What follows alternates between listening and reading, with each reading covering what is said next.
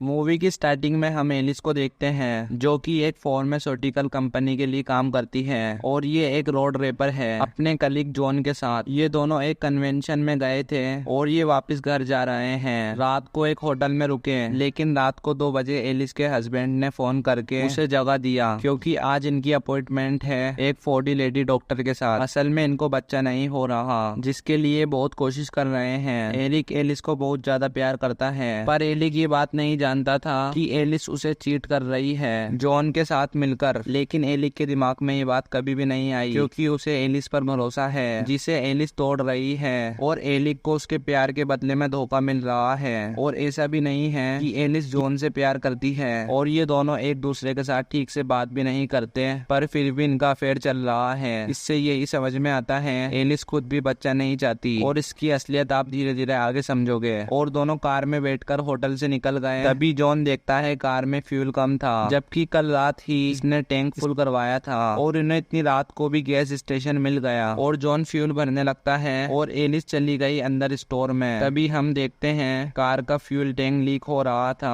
और जल्दी ये फिर से खाली हो जाएगी। और पास में एक बड़ा सा बिल बोर्ड लगा हुआ था जिसमें लिखा था गॉड इज नाउ हेयर, या आप इसे पढ़ सकते हो गॉड इज नोवेयर, जो आपको ठीक लगे। अंदर एलिस पेमेंट करने के लिए रुकी हुई थी, पर काउंटर पर कोई भी नहीं था सिवाय खून के। ये देखकर एलिस जल्दी से बाहर आने लगी, और तभी अचानक उसके हाथ पर गोली लग जाती है। उस पर लगातार फायरिंग हो रही थी, इसलिए वो छुपकर बैठ गई। और जॉन को कुछ भी सुनाई नहीं दे रहा क्योंकि वो फुल वॉल्यूम में गाने सुन रहा है। एलिस चिल्लाती रही पर कोई भी फायदा नहीं हुआ, और उसने अपने शर्ट को अपने हाथ पर बांध लिया खून को रोकने के लिए। और जैसे ही उसने थोड़ा सा झाँक कर देखा तो उस पर गोली चली, लेकिन वो बच गई। और उसे ये भी पता चल गया कि गोली उसी बिल बोर्ड से चल रही है, क्योंकि जॉन तो कुछ भी सुन नहीं पा रहा था। तभी वो अपना फोन उठाने की सोचती है जो सामने ही पड़ा हुआ था, और जैसे ही वो उसे उठाने लगी स्नाइपर ने उसे भी उड़ा दिया। तभी सिक्योरिटी मॉनिटर्स के थ्रू उसे पता चला स्टोर के पीछे भी एक एग्जिट है, लेकिन अभी वो बंद है, और अगर वो इस जगह से बचना चाहती है उसे यहीं से जाना होगा। लेकिन तभी उसे किसी की आवाज आती है। वो आवाज आ रही थी काउंटर पे रखे वो की में से, और उसे काउंटर तक पहुंचना था बिना गोली लगे। उसने जैसे ही एक चिप्स का पैकेट ऊपर उछाला तो स्नाइपर ने उसे शूट कर दिया। फिर एक और चिप्स का पैकेट उछाला, फिर स्नाइपर ने इसे भी शूट कर दिया। और इसी बीच उसे टाइम मिल गया वोकी को उठाने का, क्योंकि स्नाइपर एक बार में एक ही जनी को मार सकता है। वोकी पर एक आदमी बात कर रहा था जो पूछ रहा था अपनी वाइफ अमेलिया के बारे में। अमेलिया यहाँ की वर्कर है जिसका फोन आपने काउंटर पर देखा था, यानी स्नाइपर ने उसे मार दिया है। इसी बीच जॉन देखता है फ्यूल फिर से खत्म हो गया। अब जाकर उसने नोटिस किया फ्यूल टैंक लीक हो रहा है। खास बात यह है कि स्नाइपर ने अभी तक इसे नहीं मारा। इधर एलिस उस आदमी को सब कुछ बता रही थी और जॉन अंदर आ गया। इससे पहले वो जॉन को बता पाती तभी स्नाइपर ने उसके गले में गोली मार दी ताकि वो एलिस के सामने तड़पता रहे। और ये जब तक बाहर था इसलिए इसे नहीं मारा, क्योंकि स्नाइपर एलिस के साथ खेल रहा है। ये अपनी चालाकी से वो तक नहीं पहुंची, बल्कि स्नाइपर ने इसे जाने का मौका दिया है। इधर जॉन एलिस से मदद मांग रहा था और तभी गोली उसकी आंख चीरते हुए बाहर निकली और उसकी मौत हो गई। और इस सब के बीच में एलिस के हाथ से वोकी गिर गया था, लेकिन उसने एक चीज का इस्तेमाल करके उसे अपने पास खींच लिया और उस आदमी को सब कुछ बता दिया। तभी उस आदमी ने एलिस के सामने ही पुलिस को फोन किया और बताया पुलिस को आने में 15 मिनट का टाइम लगेगा। ये सुनकर एलिस को थोड़ा रिलैक्स फील हुआ, लेकिन ये सब झूठ था। उस आदमी ने बता दिया कि वही स्नाइपर है और उसी ने जॉन को मारा है, और इससे साबित हो गया कि वो उसके साथ खेल रहा है और मौका मिलते ही वो इसे भी मार देगा। और अब यहाँ से एलिस को कैसे भी करके बचना था, और यहाँ से बचने का सबसे अच्छा तरीका है स्टोर में अंधेरा कर देना। इसलिए वो सामान फेंक कर लाइट के स्विच बंद करना चाहती थी, लेकिन ये बहुत मुश्किल था क्योंकि उसके एक हाथ में गोली लगी हुई थी। और थोड़ी देर बाद वो थक जाती है। तभी उसने देखा जिस चीज के पीछे वो छुपी हुई थी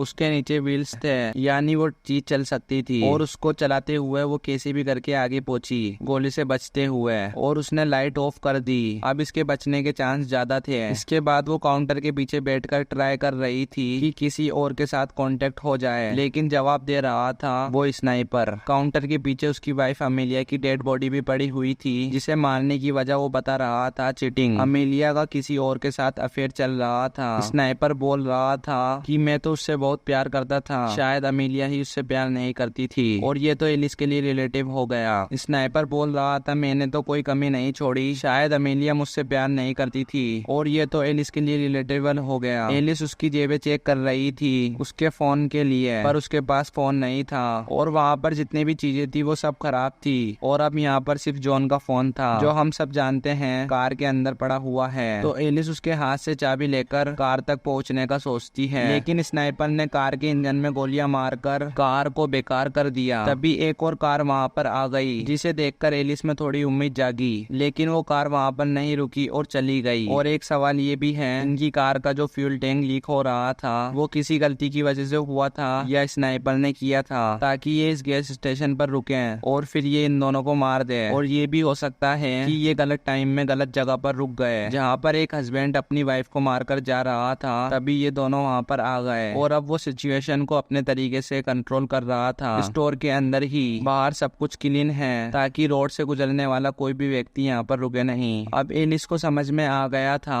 रात अब काली होगी, इसलिए उसने सैनिटाइजर से अपने घाव को साफ कर लिया और सुपर ग्लू से उसे चिपका कर बंद कर दिया और थोड़ी दवाइयाँ भी खा ली। तभी एक कार वहाँ पर रुक गई। डोंग नाम का आदमी जो अमीलिया के लिए आया था, शायद ये ही अमीलिया का लवर है और ये तो फंस गया और स्नाइपर भी इसी के आने का वेट कर रहा था ताकि वो इसे भी यहीं पर मार दे। तभी वहाँ पर एलिस और जॉन आ गए जो उसका सारा प्लान बिगाड़ देते हैं, इसलिए उसने जॉन को मार दिया। इसलिए स्नाइपर ने इन्हें भी गेम में शामिल कर लिया। एलिस डक को बता देती है अमीलिया मर चुकी है और तुम भी छुप जाओ और पुलिस को फोन करो, लेकिन उसका भी फोन कार में रखा था। और सोचने वाली बात यह है जब से डग आया है स्नाइपर बिल्कुल शांत हो गया, अब उसकी कोई आवाज नहीं आ रही। और सबसे बड़ा सवाल यही है डग सही सलामत अंदर कैसे आया, और जब से ये आया है तब से कोई गोली नहीं चली। एलिस को भी शक हो गया कहीं ये तो स्नाइपर नहीं। वो जल्दी से काउंटर के पीछे आ गया तो एलिस ने एक हैमर उठा लिया। वो अमीलिया की हालत देखकर रो रहा था तो एलिस उसे बताती है कि इसके हस्बैंड ने इसे मार दिया है। और ये सुनकर डग हैरान हो गया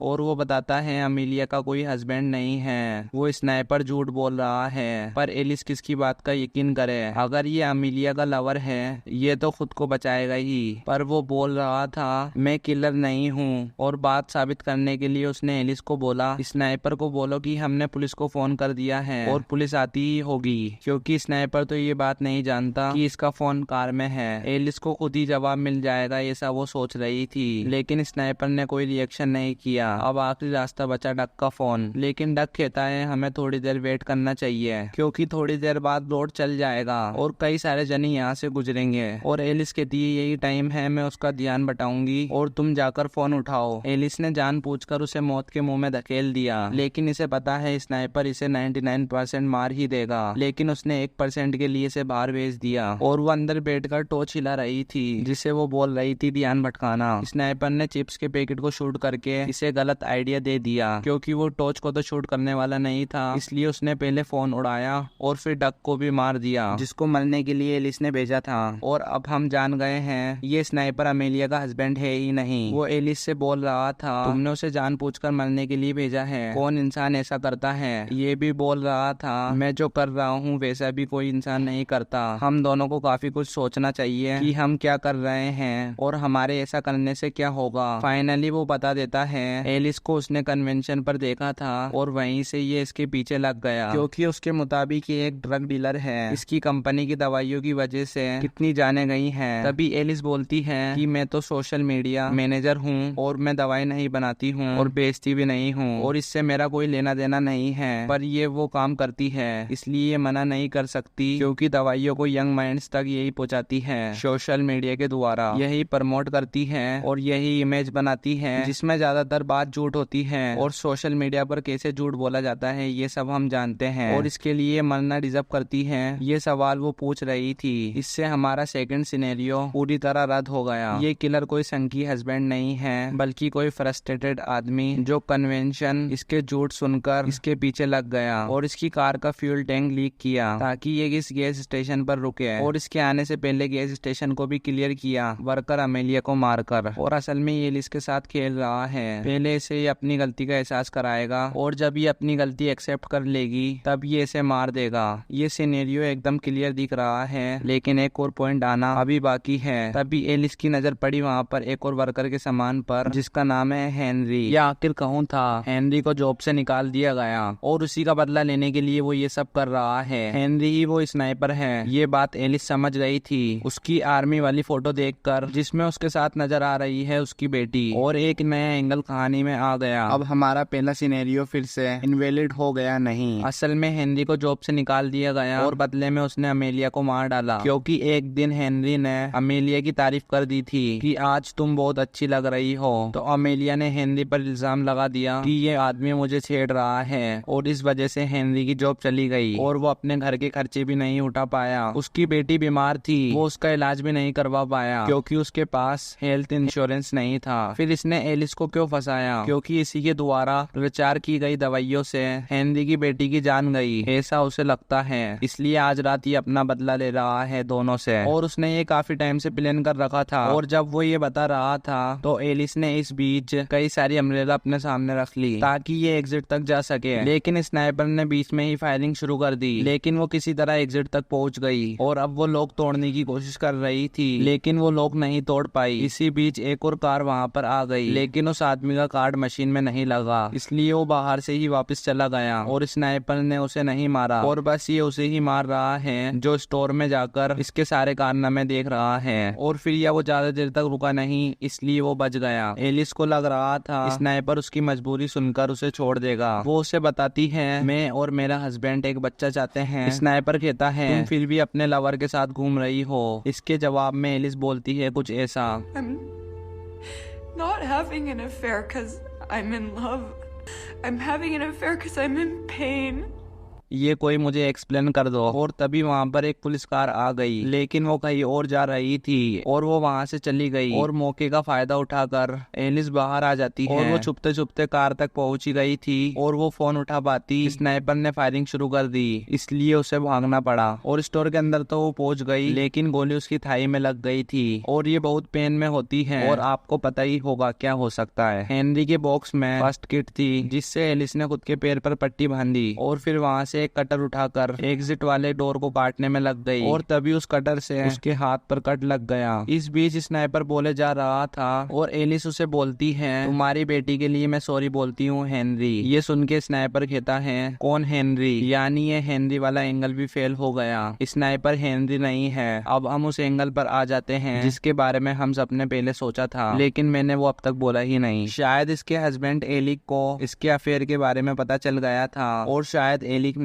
स्नाइपर से उन दोनों को मारने के लिए कहा, या वो खुद स्नाइपर है। अब ये है हमारा मेन एंगल, क्योंकि बाकी सब तो फेल हो गए। और एक और कार वहाँ पर आ जाती है, जिसमें से एक बूढ़ा आदमी निकलता है और उसने डक की लाश को देख लिया, इसलिए स्नाइपर ने उसे भी मार दिया। और ये देखकर उसकी वाइफ कार से बाहर निकलती है और एलिस ने उसकी वाइफ को बोला जल्दी से छुप जाओ, और छुपने के बजाय वो और ज्यादा ओपन में आ गई और खड़ी हो गई, और स्नाइपर ने उसे भी मार दिया। उस बूढ़े आदमी के अंदर अभी भी जान बाकी थी। वो अपनी वाइफ तक जा रहा था, लेकिन स्नाइपर ने उसे एक और गोली मार दी और गोली लगते ही उसकी डेथ हो गई। स्नाइपर कहता है जो भी आ रहा है वो भी इसी जनरेशन के साथ मर जाएगा, आगे प्यार व्यार सब खत्म है क्योंकि पेन आ गई। इसके जवाब में एलिस बाहर आ जाती है और कुछ ऐसा बोलती है Because it's my fucking choice.